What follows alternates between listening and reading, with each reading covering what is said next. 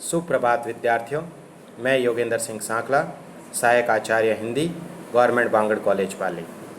विद्यार्थियों, हमने कल के वीडियो के अंतर्गत बीए तृतीय वर्ष के प्रथम प्रश्न पत्र के पाठ्यक्रम का विस्तृत रूप से अध्ययन किया था।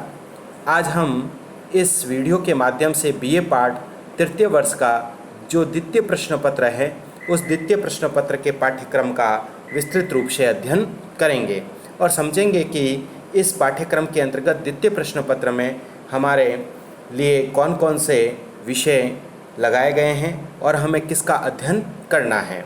तो हम ये देखते हैं कि जो हमारा द्वितीय प्रश्न पत्र है उसका वास्तविक जो नाम है वह काव्यांग विवेचन एवं हिंदी गद्य विधाओं का स्वरूप है, जिसके अंतर्गत काव्य के अंगों का पूर्ण रूप से विवेचन किया गया है। उसके साथ साथ हिंदी साहित्य के जो दो भाग हैं, एक होता है पद्य और दूसरा है गद्य।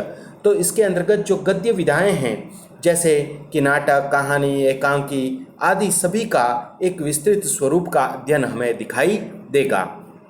तो हम इस सिलेबस को इस चित्र के माध्यम से विस्तृत रूप से समझने का अध्ययन करेंगे। तो हम देखते हैं कि हमारे बीए अंतिम वर्ष के विद्यार्थियों के लिए जो है वह पाठ्यक्रम इस प्रकार से है। ये आपके सामने है बीए अंतिम वर्ष 2018, यानी कि अभी भी वही सिलेबस चल रहा है।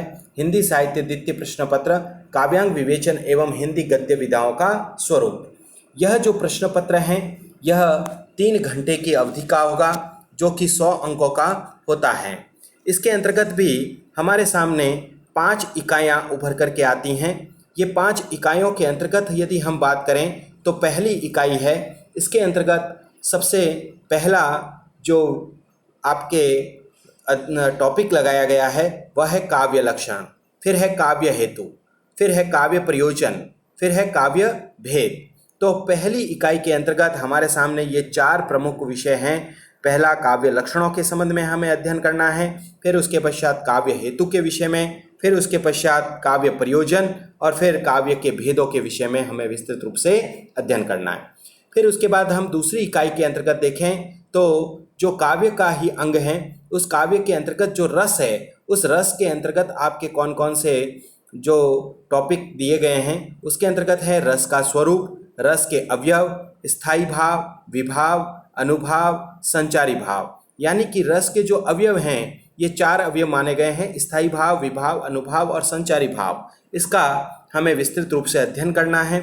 उसके साथ साथ इसके अंतर्गत रस के जो भेद हैं, यानी कि रस के कौन कौन से भेद हैं, जैसे श्रृंगार है, वीर है, रुद्र है, विवश हैं। तो इस प्रकार से जो रस हैं उन 9 रसों का पूर्ण रूप से हमें विस्तृत रूप से परिचय देते हुए उसका विस्तृत अध्ययन करना है।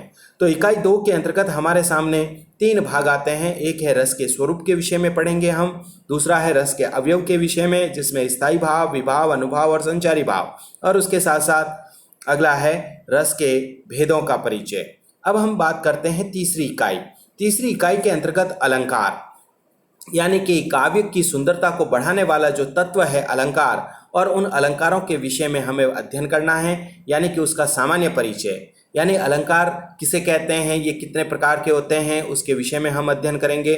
उसके अलावा आपके लिए जो पाठ्य पुस्तक के अंतर्गत या सिलेबस के अंतर्गत जो लगाए गए हैं वो अलंकार इस प्रकार से हैं। सबसे पहला अलंकार है अनुप्रास, यमक, श्लेष, वक्रोक्ति, उपमा, रूपक, भ्रांतिमान, संदेह, उत्प्रेक्षा, दृष्टांत, विरोधाभास, असंगति। ऐसे करके कुल जो है 12 अलंकार आपके इस तीसरी इकाई के अंतर्गत पूछे जाएंगे।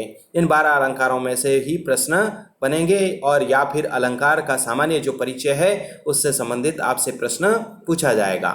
इसी इकाई के अंतर्गत अगला एक भाग है वह है छंद, यानी कि छंद जो होते हैं वह काव्य के अंतर्गत लय, गति आदि उत्पन्न करते हैं और एक मतलब सुंदरता लाने का जो प्रयास करते हैं वह छंदों का बहुत ही महत्वपूर्ण योगदान होता है।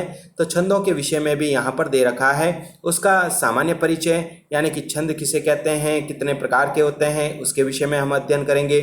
उसके अलावा कौन कौन से छंद आपके इस पाठ्यक्रम के अंतर्गत लगाए गए हैं, तो सबसे पहला है दोहा, सोरठा, चौपाई, रोला, इंद्रवर्जा, मंदाक्रांता, उपेंद्र वर्जा, मदिरा सवैया, मदगयंद सवैया, दुर्मिल सवैया, मणहर, देव, घनाक्षरी, ऐसे करके जो है आपके कुल 12 छंद लगाए गए हैं। तो इस इकाई के अंतर्गत हमने देखा कि अलंकार 12 तो अलंकार हैं और 12 ही छंद हैं। छंदों के अंतर्गत यदि हम बात करें और अलंकारों के अंतर्गत बात करें तो अलंकारों के अंतर्गत भी आपके सभी प्रकार के अलंकार, चाहे वह शब्दालंकार हो, अर्थालंकार हो और उभयालंकार, तीनों अलंकारों का हमें कुछ कुछ जो स्वरूप दिखाई देगा। वहीं छंदों के अंतर्गत देखें तो वर्णिक और मात्रिक दोनों ही जो छंद हैं, दोनों छंदों का यहाँ पर वर्णन हमें देखने को मिलेगा। तो इस प्रकार से कुल 12 जो है वह छंद भी हैं और 12 अलंकार। इसी क्रम के अंतर्गत हम आगे बढ़ते हैं तो इकाई 4 के अंतर्गत आपके सामने पाठ्यक्रम में इस प्रकार से दिखाई देगा कि सबसे पहले है काव्य गुण, यानी कि काव्य के गुण कौन कौन से होते हैं, उन काव्य के गुणों का हमें अध्ययन करना है। जैसे काव्य के मोटे तौर पर 3 ही गुण माने गए हैं, माधुर्य, ओज और प्रसाद, तो उसका हम विस्तृत रूप से अध्ययन करेंगे। तो और दूसरा टॉपिक है काव्य दोष। और काव्य दोष, क्योंकि काव्य में जहाँ गुण होते हैं वहाँ दोष भी पाए जाते हैं, तो उन दोषों के अंतर्गत आपके जो महत्वपूर्ण जो दोष हैं वह पाठ्यक्रम के अंतर्गत हैं श्रुति कटुत्व, चयुत संस्कृति, ग्रामत्व, अश्लीलत्व, प्रतितत्व, क्लिष्टत्व, न्यूनपदत्व, अधिक पदत्व, पुनरुक्तत्व, अक्रमत्व, दुष्क्रमत्व, ऐसे करके कुल 11 जो हैं वह काव्य के दोषों का यहाँ पर वर्णन हमें देखने को मिलेगा। इसी क्रम में इसी इकाई के अंतर्गत आपके तीसरा टॉपिक लगा हुआ है, वह है शब्द शक्तियाँ। तो हमें शब्द शक्तियों को भी पढ़ना है। तो इस प्रकार से इकाई 4 के अंतर्गत काव्य गुण हैं, काव्य दोष हैं और शब्द शक्तियाँ हैं। तो इस प्रकार से हमें चौथी इकाई के अंतर्गत इन तीनों विषयों का विस्तृत रूप से अध्ययन करना पड़ेगा। उसके पश्चात यदि हम 5वीं इकाई की बात करें तो 5वीं इकाई के अंतर्गत आ जाता है गद्य विधाओं। जैसा कि इसमें दे रखा था, आपके द्वितीय प्रश्न पत्र का जो नाम है वही है काव्यांग विवेचन व हिंदी गद्य विधाओं। तो काव्यांग विवेचन तो चौथी इकाई तक आ चुके हैं। अब हम 5वीं इकाई के अंतर्गत हम बात करते हैं गद्य विधाओं का स्वरूप। तो गद्य की जो विधाएं हैं वो कौन कौन सी विधाएं हैं, उन जिनका हमें अध्ययन करना है। उसके अंतर्गत है नाटक, एकांकी, उपन्यास, कहानी, निबंध, आलोचना, संस्मरण, रेखाचित्र, आत्मकथा, जीवनी का स्वरूप एवं तात्विक विवेचन। यानी कि इन सभी का, नाटक, एकांकी, उपन्यास, कहानी, इन सभी के पूर्ण रूप से स्वरूप का अध्ययन करना है और इसके तत्वों का भी विवेचन हमें पढ़ना है। दोनों चीज़ों का अध्ययन करना है, स्वरूप का भी और तात्विक, प्रत्येक का। जैसे नाटक का भी स्वरूप और तत्व, एकांकी का भी स्वरूप व तत्व, उपन्यास का भी तत्व व स्वरूप, कहानी का भी स्वरूप व तत्व, निबंध का भी स्वरूप व तत्व, आलोचना का भी स्वरूप व तत्व। तो इस प्रकार से सभी के विषय में हमें अध्ययन करना है। अब हम बात करते हैं इस सिलेबस को किस प्रकार से अंकों के अंतर्गत विभाजित किया गया है। तो यहाँ हम देखते हैं कि आपका जो प्रश्न पत्र आएगा वह 3 भागों के अंतर्गत बटा हुआ आएगा। पहला भाग जो होगा वह है खंड क। खंड क के अंतर्गत यदि देखें तो प्रत्येक इकाई से 2-2, यानी कि आपकी पहली, दूसरी, तीसरी, चौथी, 5वीं जो इकाइयां हैं उन प्रत्येक एक एक इकाई में से 2-2 प्रश्न पूछे जाएंगे। कुल 10 प्रश्न होंगे, जो कि अथवा के अंतर्गत मतलब 10 प्रश्न होंगे। मतलब 5 इकाई है तो एक इकाई में से 2 प्रश्न, तो सभी प्रश्न करने अनिवार्य हैं। शब्द सीमा इसकी होगी 30 शब्दों में। 30 शब्दों में आपको उत्तर देना होगा। प्रत्येक प्रश्न जो है वह 2 अंकों का होगा।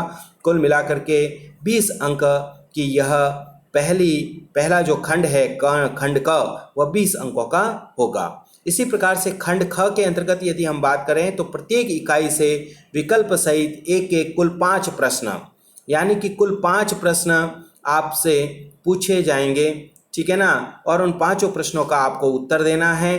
तो यहाँ पर भी विकल्प के आधार पर, यानी कि जैसे पहली इकाई है उसमें से 2 प्रश्न पूछे जाएंगे लेकिन आपको 1 करना है, दूसरी में से भी 2 पूछे जाएंगे लेकिन 1 करना है, तीसरी में भी ऐसे के ऐसे 2 पूछे जाएंगे, 1 करना है, चौथी में भी यही है कि 2 में से 1 करना है, 5वीं में भी 2 में से 1। ऐसे करके विकल्प सहित प्रश्न आएंगे और विकल्प सहित प्रश्न आते हुए कुल 5 प्रश्नों के उत्तर देने हैं। और इसकी जो शब्द सीमा होगी वह 250 शब्दों की होगी। 250 शब्दों में आपको उत्तर देना है। और ये प्रत्येक प्रश्न 7 अंकों का होगा। तो 5 = 7, यानी कि 35 अंकों की यह जो आपका खंड ख है। इसी प्रकार से क्रम के अंतर्गत यदि हम बात करें तो खंड घ के अंतर्गत प्रत्येक इकाई से जो है वह एक एक आलोचनात्मक प्रश्न पूछा जाएगा, जैसे कि इकाई 1 से एक प्रश्न, इकाई 2 से एक प्रश्न, इकाई 3 से भी एक प्रश्न, इकाई 4 से भी एक प्रश्न और इकाई 5 से भी एक प्रश्न। लेकिन इसके अंतर्गत हमें बहुत ही अच्छा फायदा दिखाई देता है कि पांचों में से मतलब एक एक प्रश्न पूछा जाएगा, जिनमें से किन्हीं 3 प्रश्नों के उत्तर आपको देने हैं। तो 3 प्रश्नों को करना है।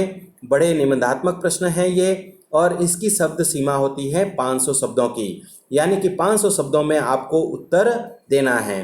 तो यानी कि 3 = 15, यानी कि एक प्रश्न जो होगा वो 15-15 अंकों का होगा, तो 3 प्रश्न हो गए 45 अंकों के।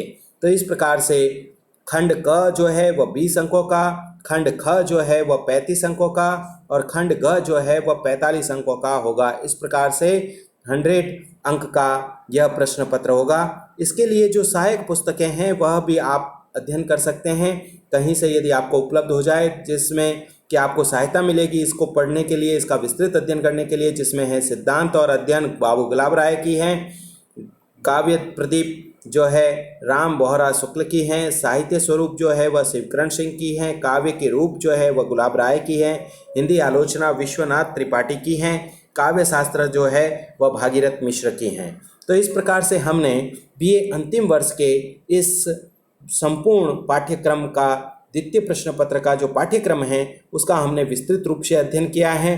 तो अब हम सबसे पहले हमारा जो प्रथम प्रश्न पत्र, जिसका कि कल मैंने आपको वीडियो प्रेषित किया था, उस वीडियो के अंतर्गत जो हमने पाठ्यक्रम बताया था, उस पाठ्यक्रम के अंतर्गत जो काव्य का जो वास्तविक प्रारंभिक स्वरूप है, यानी कि कहाँ से मैथिली शरण गुप्त से प्रारंभ होता है, तो मैथिली शरण गुप्त से हम प्रारंभ करेंगे। तो हम सबसे पहले प्रथम प्रश्न पत्र का हम इस वीडियो के द्वारा एक एक काव्य का अध्ययन करेंगे। तो तब तक के लिए धन्यवाद विद्यार्थियों।